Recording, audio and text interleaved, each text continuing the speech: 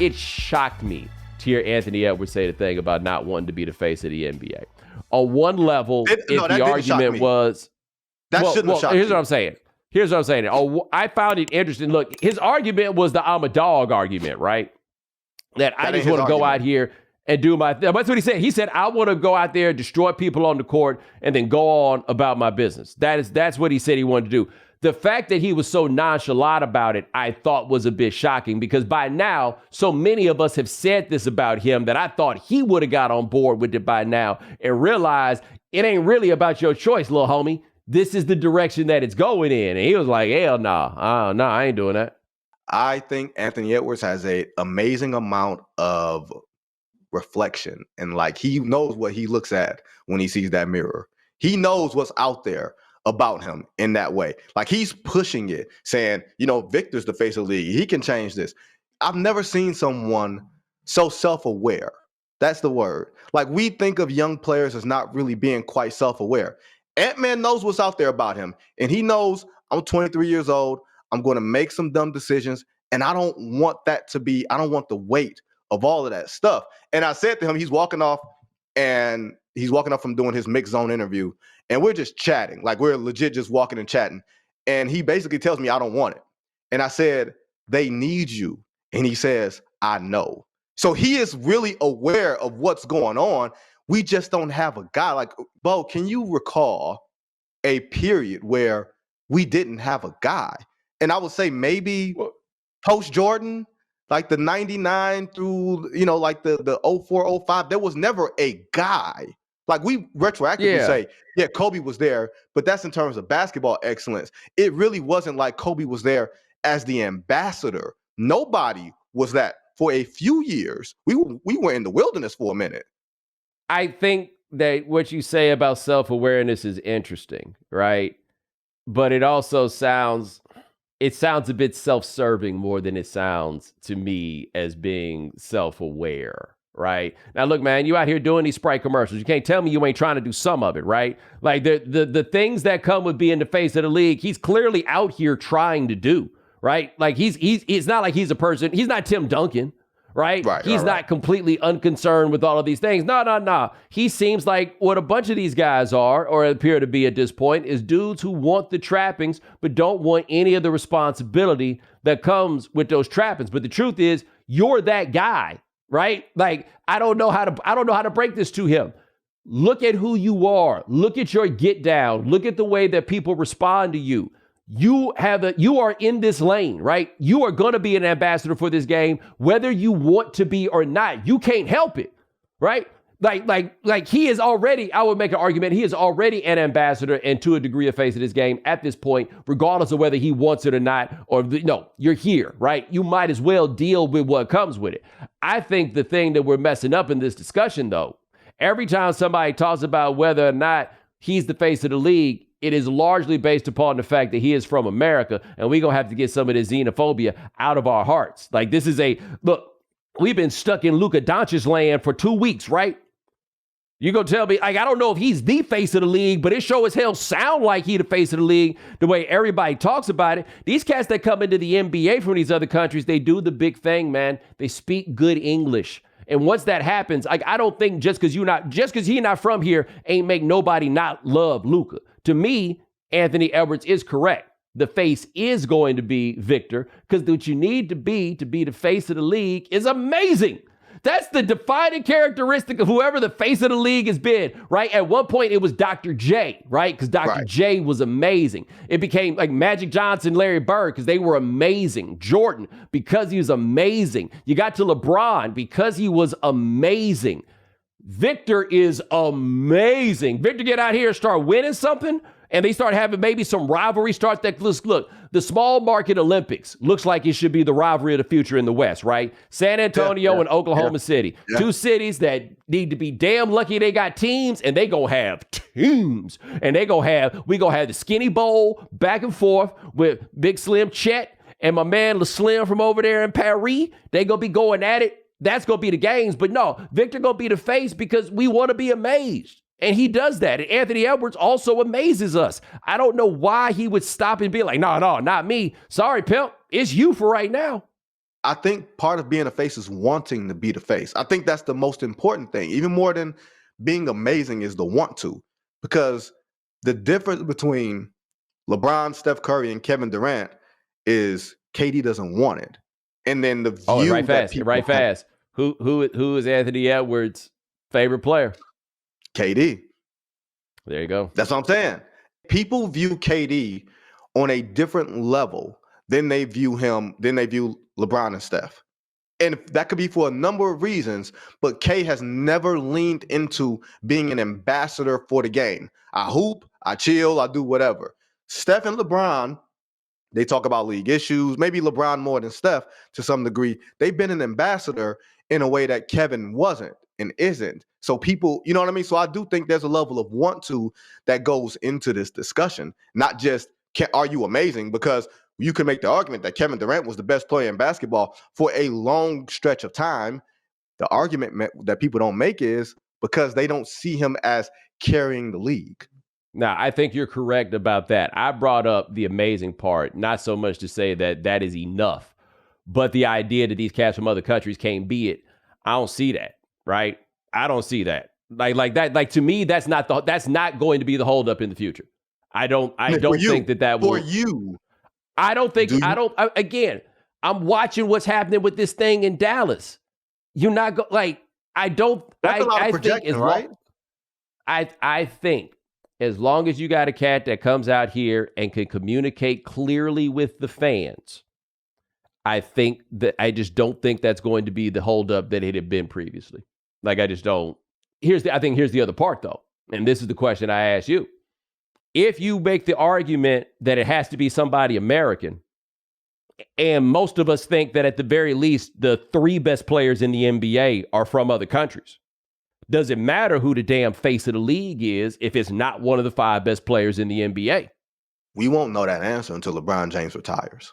Like, let's be perfectly honest. But I'm saying, right. Yeah, but how can you be the face of the NBA if you've never been that guy? If the top 3 players remain, and it looks like until the foreseeable future, Jokic, Giannis, and I think we put Luka Doncic up there in that space. Embiid was there before we just had to lose faith in what his body could do. But let's say it's those 3 guys, right? And then we get Victor, who in the not too distant future will be up in that same space. What is this Ja Morant is the face of the league if Ja Morant's not one of the 5 best players in the NBA? If we don't think that Ja Morant is legitimately a guy that's going to be driving you to a championship, and I'm saying this in this case, not as any indictment of him, but that's how we think of like the 5 best players in the NBA. Oh, Shai Gilgeous-Alexander, who is, guess what? Not from the United States, right? So we have to put him in this same space. Does it even matter who we say the face of the NBA is if the face of the NBA is second team All-NBA? Yeah, that's fascinating. And the reason, my only counter is, I guess the reason that baseball, I feel like, lost a lot of real estate in the American lexicon is because they did not have an American face as a face of the game. Like, they did not have, and that's, we going to lean into, Americana and everything else. Ain't nothing more Americana, I suppose football is now, but you know what I'm saying? Like, that's the fear. And my fear in general about basketball is, the NBA's got to do a lot more to stay. Like, they have to constantly get in front of the American people to say, hey, we belong here. We're part of this. You know what I mean? Like that element of it. I don't think they have to, but I think they have to. So with that being said, somebody has to step forward. Luka Doncic, I don't know if people have actually heard Luka Doncic say a lot other than, some of the vulgar things that he says on the floor, but I think they project a lot onto him. Like, I'm not sure how much Luka connected with Dallas other than Dallas saying he's our guy for whatever reason, that he's our guy. Right. But that was enough. I guess that's what I'm saying, right? Yeah. Like, I think with baseball, baseball's amazing. He was amazing, right? Amazing did the thing. The difference, I think, though, with baseball versus what we're talking about now is baseball's players from other countries weren't speaking English like that, right? Let me tell you who did captivate America as a baseball player. And he may not have been, at least for one summer, he was definitely one of the 2 faces, and it was Sammy Sosa, because Sammy Sosa was speaking English with people. Watch what happens in L.A. I think it was Dan Woike. Is he at the L.A. Times now? I forget which paper he writes for in L.A. But he made a great point about Luca that I had not thought about.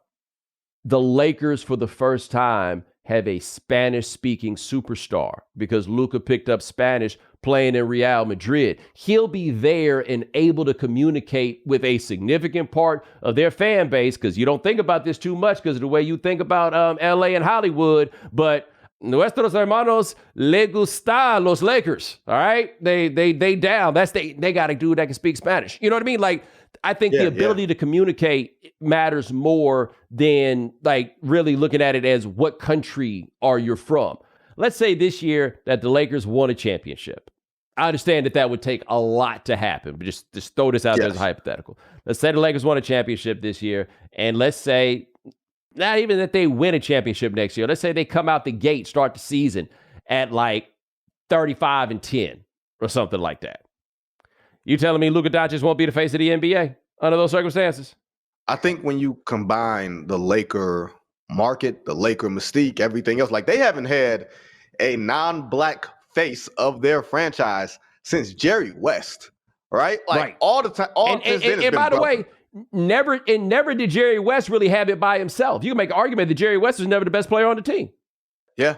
Elgin, like that. This goes into a very fascinating territory because, you know, like the Larry Bird line when he said it and they got people all riled up or whatever 20 years ago. And he was like, yeah, if you get a couple of white guys out there, it gets people excited.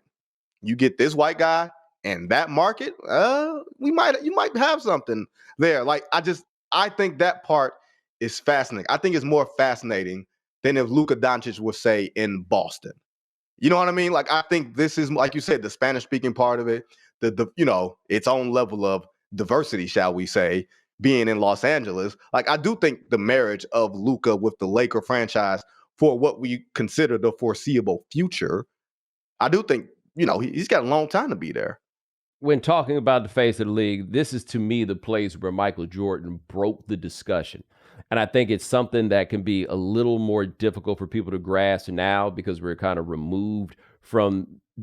are removed from a day and age where the blackness of the NBA is an explicit talking point at all times. Like, I do think the league still moves in large part as it did in the era of David Stern, where race was always the subtext of every decision, everything that happened, and every criticism. I think it still remains a subtext of a lot of the criticism, but it's not an out loud discussion like it used to be. Right. And so when Jordan retired in 1993, that was the first time that the league had to start considering, well, what are we going to do after Michael Jordan? And that became a discussion that persisted even after Jordan returned in 1995, right? It kept being a thing of like, who's the next guy going to be? And you started having discussions about guys like Penny Hardaway and Grant Hill, and then that became Kobe Bryant.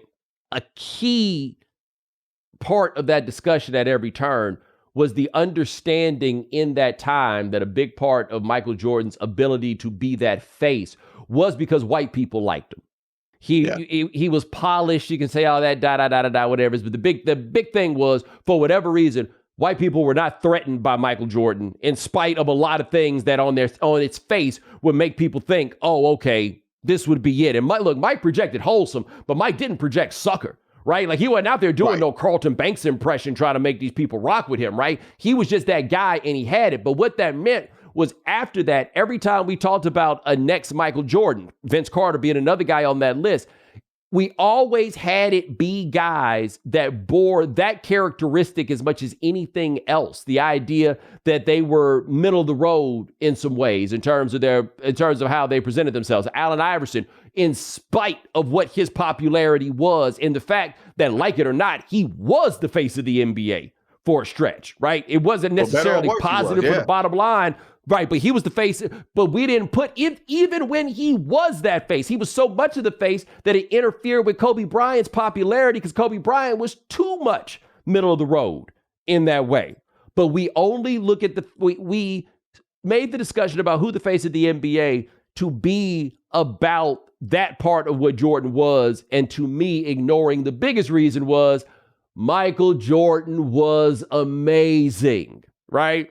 And so if we just say to ourselves, well, why can't the face be American? We've just decided it has to be but we don't have a great argument for why it is that the face can't be American. Why does the face have to be this, whatever it is? What if the face just becomes the face, earns its way into that place rather than an anointment to it? And Anthony Edwards looks like a guy that could just get there, but then once you're there, yes, it becomes a discussion about whether you'll embrace it. I was talking to a guy who I don't think will want me to name him, but he made the point that we dropped the ball in how we dealt with Giannis. Because everybody that wants somebody to, you want the dudes to go hard all the time, you want like a super success story and everything else, it was right there. He's that guy. Yep. You want somebody that'll go out here and play the All-Star game like Game 7?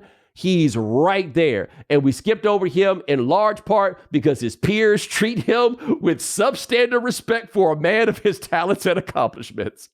That's the thing I didn't get. Like, maybe his game wasn't as aesthetically pleasing to some of his peers. Like, it wasn't as pretty, so to speak. So the quote-unquote respect wasn't there, and that the admiration wasn't there in that way. But you bring up like a real interesting point. Like, I just thought about this. Allen Iverson was such a face of the league. The dress code was because of him. Like for better or worse, like, we think of the dress code as a response to the brawl. The dress code was a response to Allen Iverson using the malice at the palace as the weapon to de-Allen Iversonize the NBA. You know what I mean? Like, that's the fascinating part of all that. He was so much the face of the NBA, they had to try to wash that shit off.